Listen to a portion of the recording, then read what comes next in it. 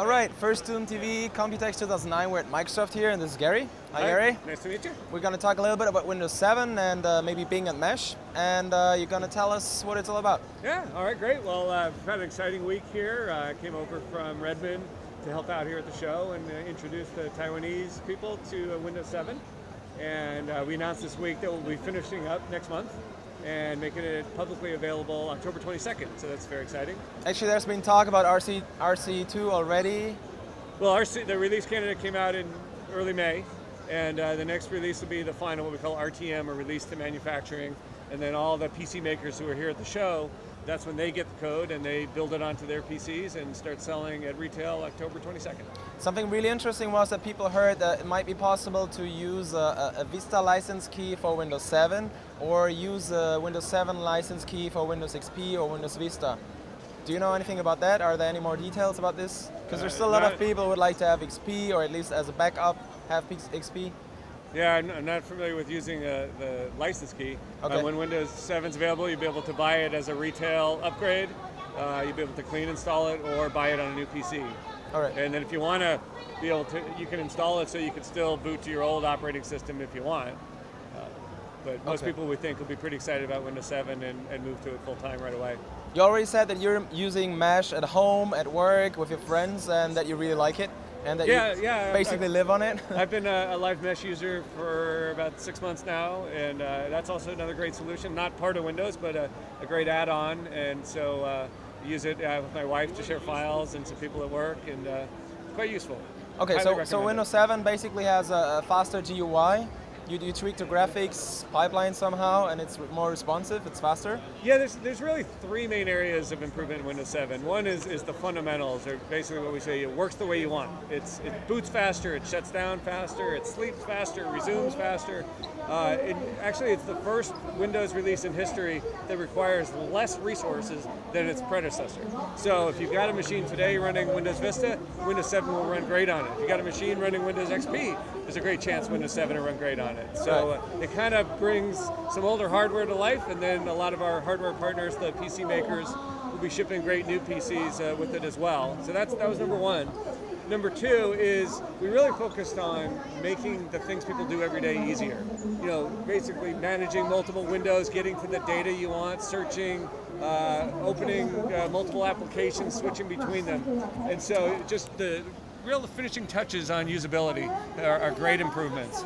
And then the third area is making some new things possible. And one of the hottest things here at the show has been touch. Multi-touch, right. I already talked to the guys around here, and they said that basically you're providing the software support, the driver support, but actually on the hardware level, that's something the manufacturers have to... Right, so you would need a touch-enabled PC or monitor. We've got a couple over here that are running touch, and it's been very, very popular. Another thing that's exciting is the new media streaming capabilities. So whether you're streaming content from your own PC across the internet to maybe to your PC in your hotel room, or in this case, we're actually streaming from these PCs over here, video to this television and pictures to that picture frame. We've got live television running off this PC to an Xbox up to the monitor up here. So really, just the ability to take your media, photos, music, video, and move it around the house to where you want to consume it. There were some people talking that to really make use of SSDs, which hard drives is the main limiting factor for many people nowadays when they use a PC. So that for SSDs you actually would need a new file system to really make use of the SSDs properly and to speed up things. Do you think that's necessary, or are you working on some more SSD tweaks?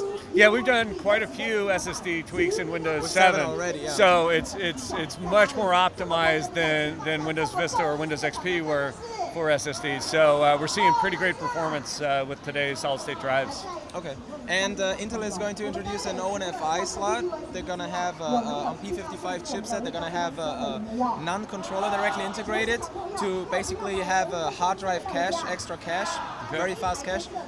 You obviously work with them as well to make good use of that as well? Yeah, I'm not personally familiar with the technology, but Intel's a close partner, and we have some great engineering teams who engage with everyone in the PC ecosystem. That's, again, why we come to a show like this, because the guys who make the hardware components that ship in the PCs, they're all here, and this is where we can engage with them, talk about what we're doing new in Windows 7, make sure that they're getting all their drivers logoed so that when PCs ship to customers this fall, everything will work great. Alright, another thing, NVIDIA has been talking a lot about Cuda and that Windows 7 is going to make use of Cuda or GPU a lot more to accelerate different parts of the OS. There's actually a demo back there. Can you tell us more or less? Do you know? Are you familiar with that demo? Not familiar with that. There's a lot of experts around the booth, so we're going to check out the demo then. Good, yeah. Okay.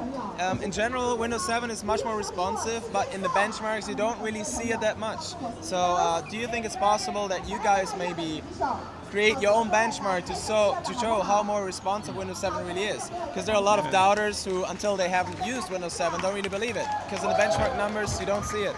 Well, I mean, benchmarks are not always the best measure of performance. Really, a user's own perceptions of how it feels is really the best measure. And by every measurement, since we put the first beta out in January, all the industry influentials and reviewers have all said it feels much faster, seems to run much better. Certainly our personal experience is the same thing.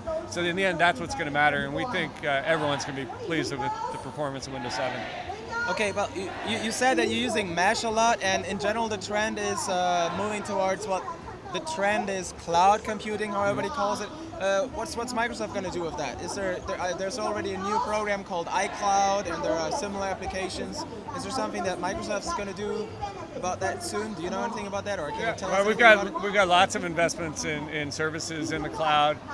We've got Windows Azure, and we've got, of course, the live services, so the Windows Live Suite, which has client software, which is great. So Windows Live Mail, Windows Live Messenger, Windows Live Photo Gallery, all connected to cloud services for sharing photos and communicating with family and friends. So we're embracing kind of the best of both. And we think, and even Mesh is a great example of data in the cloud, but one of the great advantages of Mesh is your files are local and you get local performance. So we think you can sync between different machines, which is very much the cloud idea, yeah? Yeah, so it's kind of a combination of the cloud plus Windows, we think, is the best solution. All right. Okay, anything else you want to add, or?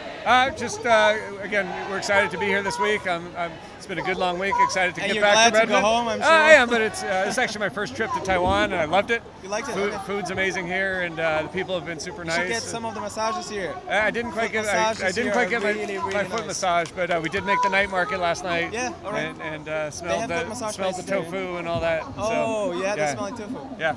So, anyways, well, thanks a lot. It's great to meet you. Okay, yeah. Nice talking to you. Okay. Thanks a lot, Gary.